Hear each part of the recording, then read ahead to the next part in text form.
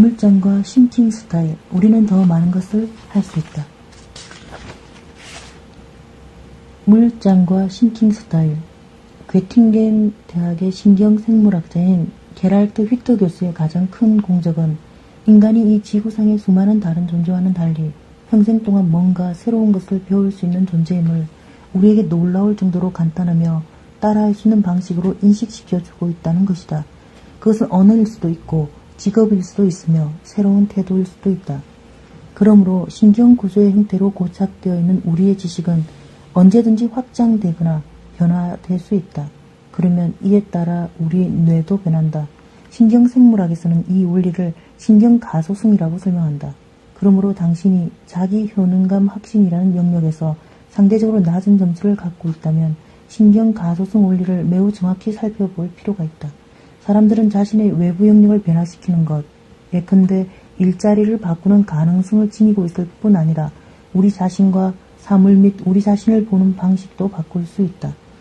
이는 무엇보다도 우리가 생각을 부정확하게 하거나 우리의 생각하는 방식이 자신이나 다른 사람들에게 단기, 중기 혹은 장기적으로 손해를 끼칠 때 의미가 있는 것으로 나타난다.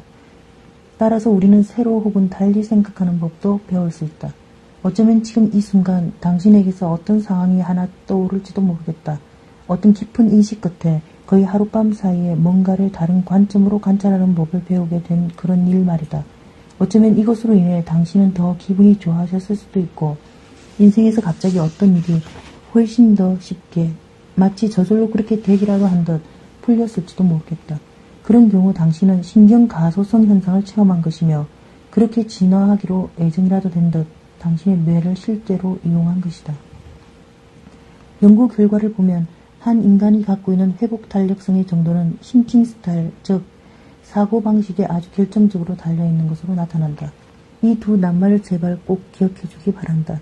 이것을 가장 간단하게 보여주는 잘 알려진 사례가 바로 물이 반쯤 찬 물잔 혹은 반쯤 빈 물잔이다. 당신이 좋아하는 음료, 예컨대 매우 훌륭하고 진귀하고 값비싼 포도주를 잔에 반쯤 채워 놓았다고 하자.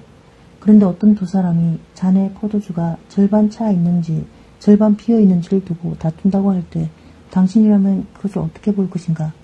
당신이라면 이 두 사람이 분명 미쳤다고 말하거나 아니면 이는 완전히 말도 안 되는 일이라고 생각할 것이다. 어째서 그런가? 왜냐하면 이 상황에서는 당연히 둘 다 옳기 때문이다. 따라서 두 사람 중에 한쪽만을 옳다고 해서는 결코 안 된다. 결국 두 사람의 주장이 모두 옳으니 말이다. 그러나 여기서 결정적인 것은 두 사람이 자신의 시각, 자신의 싱킹 스타일을 어떻게 느끼는가 하는 점이다. 자기 잔이 아직 반이나 차 있다고 여기는 사람, 그를 일단 낙관주의라고 칭하자. 는 기분이 좋을 것이며 남은 포도주를 즐길 것이다. 잔이 벌써 반이나 비어있다고 여기는 다른 사람, 그를 비관주의자라고 칭하자는 한 모금씩 마실 때마다 점점 더 슬퍼질 것이며 자신이 애호하여 아끼는 음료가 점점 더 비어가는 것을 안타까워할 것이다. 어쩌면 그는 포도주를 너무 빨리 마셔버렸다고 자신에게도 화를 낼지 모른다. 말하자면 그는 일련의 부정적 감정들을 느낄 것이며 자기가 좋아하는 그 포도주를 낙관주의적인 다른 사람처럼 그렇게 즐길 수도 없을 것이다. 그러므로 여기서 결정적인 것은 무엇이 진실이냐가 아니라 우리 자신이 그것을 어떻게 보며 그것을 어떻게 느끼느냐 하는 점이다. 심리학 분야의 연구 및 철학과 종교 분야의 연구를 통해서도 관건이 되는 것은 실제의 사실이 아니라 사물을 보는 방식임을 우리는 알고 있다. 따라서 고도의 회복 탄력성을 지닌 사람들을 남달리 부각시켜주는 것은 아주 특별한 사고방식이다. 이것이 다시 그들이 어떻게 느끼며 무엇을 하고 외부, 예컨대 새로운 잠재적 고객, 자신의 직원 또는 면접을 주관하는 인사 책임자로부터 어떻게 받아들여지는지에 아주 결정적인 영향을 미치는 것이다. 말하자면 이런 사고방식은 행동으로 이어져 실제로 외부에서도 관찰할 수 있다. 이 사고방식으로 인해 사람들은 압박적인 상황에서 평정심을 유지하며 자기 삶을 희망적으로 대하게 된다. 또한 타인에 대해 긍정적으로 반응하며 난관에 봉착해도 용기를 잃지 않는다. 물론 생각이라는 것에 올바른 방식이 있지는 않으며 사람들 모두가 똑같이 생각한다면 그건 매우 따분하기도 할 것이다. 그러나 위에서 포도주 잔을 통해 설명한 비관주의자가 잔에 포도주 절반이 비어있다는 자신의 주장을 정말 옳다고 여긴다는 사례와는 정반대로 사람들은 한마디로 아주 말도 안 되는 생각을 하거나 적어도 전혀 있을 법하지 않은 것들을 생각하는 경우도 있음을 우리는 알고 있다. 우리는 이를 부정확한 생각이라고 부르며 이러한 사고방식은 수많은 생각의 함정으로 가득하다. 예컨대 어떤 건물의 50층에서 떨어졌는데 30층쯤에서 지금까지는 모든 게 아무 탈이 없었어 라고 생각하는 과도한 낙관주의자가 그런 경우일 것이다. 하지만 자신의 인생은 아무짝에도 쓸모가 없다고 스스로 생각하는 어떤 사람, 그의 생각이 옳을 확률이 완전히 없지는 않겠지만 실제로 아무짝에도 쓸모없는 사람은 없을 것이다. 그런 경우일 것이다. 설사 그런 사람이 있다고 하더라도 나는 이 자리에서 그것을 명시적으로 부인하고 싶다. 우리의 회복탄력성 훈련과 회복탄력성 코칭의 주 목표 중에 하나는 정확히 다음과 같다. 우리가 인간으로서 어떻게 가능하는지를 스스로 의식하게 하는 것, 즉 우리의 사고방식을 더 정확히 살펴 어디에서 이것이 우리를 뒷받침해주고 우리를 행복하고 성공적으로 만들어주는지, 또 어떤 곳에서 그런 사고방식이 우리 스스로에게 방해가 되는지를 보는 것이다. 여기서 아주 결정적인 것은 어떤 사고방식이 옳다거나 그러다고 절대적으로 단언하는 것은 그 과정에서 전혀 문제가 되지 않음을 이해하는 일이다. 중요한 점은 당신 스스로 어떤 것이 옳은지를 결정하는 일이다. 그래서 비관주의 경향을 지닌 사람이 정확히 이런 능력이 요구된 위치와 업무를 추구할 수 있다. 예를 들어 관리 담당자로서 일하거나 기술자로서 원자력 발전소의 안전을 감독할 수 있다.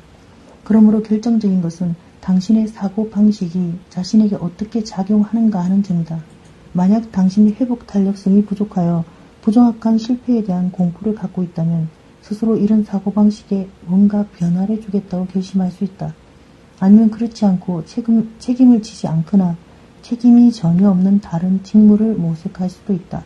그러나 그렇게 될 경우라도 스스로를 수용하고 현재의 그런 자신의 모습을 그대로 받아들이기를 바란다. 그럼에도 불구하고 여기서는 하나의 예외를 언급하지 않을 수 없다. 이런 예외는 당신이 자기 사고방식으로 다른 사람에게 손해를 입힐 때 생긴다. 그러니까 당신이 자신은 언제나 옳으며 다른 사람은 당신을 항상 존중해야 하고, 또 그런 이유를 바탕으로 당신이 상사로서 직원들에게 소리를 벌컥 지르는 것을 옳은 일이라고 여긴다면 나는 실제로 당신에게 사고방식에 뭔가를 바꾸라고, 그리고 그렇게 함으로써 행동을 바꾸라고 권한다.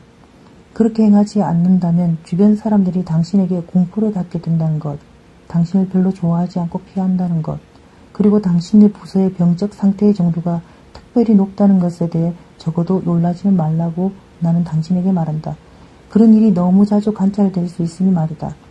그런 사람들은 진짜 무례한처럼 행동한다. 그럼에도 불구하고 자기가 원하는 만큼 사람들이 자신을 좋아하지 않는다는 사실에 깜짝 놀란다. 그런 사람들은 이를 다른 사람들이 존중받을 만하지 못하다는 정도로까지 간주하기도 한다. 우리 인간이 어떤 사고방식을 전개할 수 있는지 벌써부터 놀랍다. 그렇지 않은가?